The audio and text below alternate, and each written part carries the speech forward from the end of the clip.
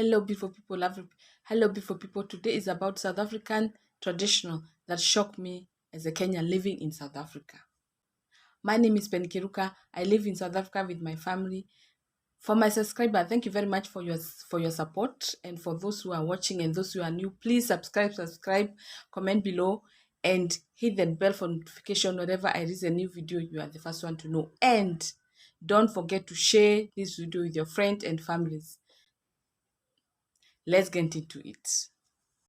These are South African traditions that shock me as a Kenyan living in South Africa. South Africa, they are called their traditional name, with their tribal names. They don't have English name, like they don't have a baptized name like the way I call myself Penny, and then my dad's name Kiruka, and also my tribal name. They don't call themselves like that. They call themselves like Nandi Sibosiso or Sibosisfo Kumalo or something like that. They call themselves traditional names. They don't call themselves like they don't call themselves English name and their tribal name. They call themselves their names. They love their names. South Africa, they love their names. They use, it's not they like it's, it's not like they love, yeah. South Africa, they do love their culture. They do love their names. That was a shock for me. They don't call their names. They don't call their then I don't know if they're baptized or no, but they don't use English. They don't use Christian name or English name to call themselves. They call their tribal names like Sibosiso, Nandi, or Nandi Simbosisu, or I mean they call their traditional name. They don't call themselves like English names. No, that was a shock for me, that South African, they don't have, not like they don't name their kids, or they are not called the English names. They are called their tribal names. That is like Sibosiso Ndlomo, like Sibosiso Sibosiso Kumalo, Sibosiso Ndlomo, like Kulekani Siposiso, something like that. Nandi Siposiso, or things like that, like those names like that. They don't call English name like Peter Kumalo, or Dennis Kumalo, or Dennis Siposiso, or Dennis something something. No, they are called their real names, their tribal names. They are called their tribal names. That was a that was a traditional shock for me as a Kenyan living in South Africa. Yeah, it was. The other thing which shocked me is going to the grave. South Africa, South Africa, they used to go to the grave. They are traditional. It's their traditional. They used to go to the grave to, like when someone died, they go to visit him, to to do some rituals there. Like someone died, they go there after, or after those relative, or a father or a dad or a mom die, they go there to visit the grave and stuff like that. This was a traditional shock for me, because as a Kenyan, I don't go to the grave after my relative died or something like that. I don't go back to the grave unless I'm going to clean the grave, and it's not that popular to go to clean the grave. You understand? Like if someone died, you don't go back there and try to talk to them or something like that. South African, they go and talk to the South Africa. They go to the grave and talk to the ancestors or those who have passed. They go to talk to them and appease them. Some things like that. They go to the grave and appease the ancestors and appease the relatives, or yeah, whoever they want to go to see in the grave. They go to see them, they go to talk to them, things like that. They tell them the problem, stuff like that, that they believe that that person can guide them, or open ways for them, things like that. Like if For example, if you got problem, maybe your things are not going according the way you want. Maybe your father died, or your father died, or your mom died. You go to the grave and appease the father, telling him what is going on, and when you appease the dad, things change. As I see they believe that the things gonna change, and that is their belief, and that is their tradition, that if like you got something going on in your life, and your dad died, or your mom died, when you go to the grave, you tell your dad or you tell your mom what is going on in your life, things gonna change. That is their tradition, and that is their belief, and I respect that. Yeah, because where I come from, we don't do that. But in South Africa, they do that. They do that, and they believe it, and it's traditional. It's a tradition. That was the South African tradition that shocked me when I'm living here in South Africa as a Kenyan, going to the grave to peace the ancestors. That was the tradition shock for me. It really, really shocked me, and I respect their tradition and respect their beliefs, but it really shocked me as their traditional. Yeah. The other thing is slaughtering cows. The other thing is slaughtering cows or slaughtering animal for ancestors. Like you slaughter a cow and talk to ancestors at home, even in the backyard or at home. You slaughter the cow or a goat and peace ancestors, like in the backyard or at home, something maybe. That was a tradition shock for me when I'm in South Africa, because we don't do that at home. Like we don't have that tradition, slaughtering the cow for ancestors, or a cow or a goat, to connect with the those who have gone, like those ancestors, to connect with ancestors, like to shed the blood for ancestors, like something like that. So in my tradition, we don't do that. So it was a shock for me, like to slaughter a cow or to slaughter a goat for ancestors at home or in the backyard or something like that, to connect with the ancestor. That was a tradition shock for me as a Kenyan living in South Africa. And to take a skin of a cow and put here as on the list, for me, I respect their culture so much, and I respect their tradition so much. But putting a skin of a goat or a skin of a cow on your wrist, it was a culture shock for me. It was a tradition shock for me, because I've never seen someone putting a skin of a goat or a skin of a cow on your wrist. I never see that. I just see it here, and it was a tradition shock for me. It like, yeah, I respect their tradition and their beliefs, but it was a traditional shock for me as a Kenyan living in South Africa. Putting a skin of a cow or a goat in your wrist. Yeah, it was a really, really, really shock for me. The other one is girls dancing bare chest. Like girls dancing bare chest. They don't have a bra. They don't have anything. They just have the beads and a stick. As a stick, I don't know what they call that stick. A long stick. They are dancing. They are dancing. They're dancing. They're dancing. But they are many. They are like a lot of like hundreds and hundreds of girls dancing bare chest. It was a tradition shock for me as a Kenyan living in South Africa, to see a lot of girls with that stick. It's called a lead dance. It's called a lead dance. I remember it's called a lead dance. It's performed by a lot of girls, lot of virgin girls, a South African virgin girl. Most Zulus, like in KwaZulu Natal, they dance bare chest, like bare chest, and just the beads here, and they are virgins and stuff. So that was girls dancing with the bare chest and with that stick, and yo, it was a tradition shock for me. Like I do respect South African tradition and South African culture, I do believe South African tradition and their beliefs, but that was the most traditional shock for me. Girls dancing bare chest. It was, and then they are virgins. You understand what I'm saying? They are virgins, and they are virgins and they are bare chest. Yeah, that was the traditional shock for me. Yeah, as a Kenyan living in South Africa, that was a traditional shock for me as a Kenyan living in South Africa.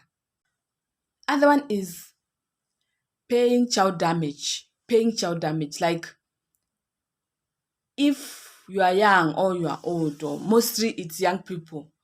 Yeah, mostly young, but any age anyway. Paying child damage. That is when you born a child with a certain girl, and then if you don't want to marry that girl, and then you get her pregnant. Like you communicate with the family for the other side, and family for the girl, and family for the guy, for the boy, and then after you agree on something, you make a certain you discuss about it, and they tell you how much to pay for the child damage, because you don't want to marry this girl. You understand what I'm saying? If you don't want to marry that girl, and then she remain with the child, you have to pay some kind of money, some sum of money that the parent discuss with the other side, the boy and girl. They discuss, they come together, they discuss about it, and then they say, okay, you're gonna pay such a, I'm not sure how much they used to pay. Let's say that they pay 5,000. Okay, you must pay 5,000. Let's say, I'm just giving example. Let's pay, you're gonna pay 5,000 for the damage of this child. And yeah, that's how they do it. Cause where I come from, when you born a child, you can born a child with the guy, and then the guy leave you, and that's it. And then you're gonna keep that baby, and yeah, most of the time even the baby never know the father or something like that. So you pay the damage of that. So in South Africa, they pay the child damage. The guy side, they pay the child damage. If if the guy don't want to marry the girl, you pay the child damage. That was the traditional shock for me as a Kenyan living in South Africa. I never see that. Like, yeah, if you don't want to marry the girl, then pay the damage of that baby. Yeah, that was the traditional shock in South Africa. I haven't heard somewhere else, and it was traditional shock for me as a Kenyan living in South Africa. Yeah, child paying child damage. That is. And to add on that about child damage is that when the child is growing up, he will know that, as a, let's say the child is called Sibosiso and the family is called Kumalo family. This Sibosiso gonna know that me Sibosiso, I belong to Kumalo family. So Sibosiso will be going to, like, that child will be interacting with the kids, and the kids of the other side, and cousins or what, things like that. They will be connected. They'll be connected with the others. He or she will be connected with the other side of the family. So he gonna grow knowing that family for dad or for mom. He'll be growing knowing that the family. I come from this family. I'm Sibusiso Kumalo. Like, I'm just giving example. I'm not Sibusiso. Like, I'm just giving example. They'll grow knowing that I belong to this family. Yeah, yeah, they'll grow knowing that I belong to this family. I belong to Kumalo family. Yeah, they'll know that my father is this one, my grandmother is this one for the other side of my dad, things like that. Knowing he'll grow knowing the other side of the family beside the mom's family. Yeah. The other the other tradition shock was a calling, like, to be called to be a traditional healer. That is, to be called by ancestors to be a traditional healer. Like, and if you don't do those things, they will keep on disturbing you, get sick, and then when you go to hospital, you can't get the medicine. The doctor can't see where you are sick or something like that. It affect you. That thing, it affect you. If you got calling from ancestor, they the ancestor disturb you and disturb you and disturb you. You can be sick, and if you refuse, you'll be sick, and until you agree, then they'll leave you in peace, and then you'll be initiated to be a traditional healer, or a sangoma. You know what I'm saying? Yeah. You'll be initiated with the other traditional healer, because this thing is like, it used to be passed on with the ancestors, those who died. Maybe they say, okay, this family of, maybe they say you come with family from Kumalo, and then there was a traditional healer in the family of Kumalo. So the next generation, that Kumalo who was a traditional healer, he must appoint the next generation for him. He gonna appoint a certain person, so that he can be a sangoma in that family law, or so that he can success him. You understand what I'm saying? Like, if this generation was having a traditional healer or a sangoma, the next generation also, that person gonna pass it to the next person. And if you don't follow that traditional, that person or that ancestor, that intros, they call it ancestor, they call it intros, that intros is gonna disturb you. You can go to hospital, you can go to where nothing gonna happen to you, you're not gonna be fine. Sometimes you get sick and sick and sick, and if you go to even hospital, they tell you, no, we can't see anything wrong with you. When you get to hospital, you are fine, or they can't see the disease where you are sick. But after all, they'll know that this is a calling. That's what they call a calling from, like, you become a sangoma. Yeah, they're calling from Amandros. They're calling from Amandros to become a sangoma. Yeah, that thing was to become a sangoma. It's not just like that. No, it have to come from who those one who died, those one who they'll pass it to you, like it's like generation to generation to generation to generation. That is it. Like, yeah, it's you have to, because if you don't, then you won't have peace in your life. It will disturb you until, because that person, or the person who that influence you who passed, is the one who choose you. Not people who are living can choose you. And that is their traditional, and you can't do anything about it. If you are called, if you got a calling, you have to get to go to the calling, because you have nothing to do, and you don't have a choice. Otherwise, it won't be good for you. Your life will be good. So that is a tradition that shocked me also, about having a calling, like being called by Amandrosi to become a sangoma. It's not a joke, that thing. I have seen it, and I've heard it, and I've seen it, that it affects someone's life. Like, if you refuse or something like that, because it's come from those people who died, those people who come before us. So that is a real deal. Yeah, having a calling, it was a it was a shock for me traditionally, and I didn't believe it. But when I come to hear about the stories and to see, I come to believe that this thing is real. Like, this thing is real, and these are traditional, and it's their traditional, but you can't do, and the person who's being called by Amandros, you can do nothing about it. You have to follow instruction and get into it and become a sangoma. That's it. Finish and clear. You can't not bargain or what. Yeah. Yeah, that was a shock for me as a Kenyan living in South Africa. That one was a real shock. Yeah, as a Kenyan living in South Africa, I do respect South African traditional and their beliefs, but that was a traditional shock for me as a Kenyan living in South Africa. Yeah. The other thing is kneeling down when you are giving your husband. I know it's a traditional South African tradition, but kneeling down when you are giving your husband food, I didn't know that, seriously, because I didn't. It was a shock for me. It was a traditional shock for me to see someone kneeling down when you're giving your husband food. Yeah, you can give. It's a respect, and it's a tradition and their beliefs, and I respect that.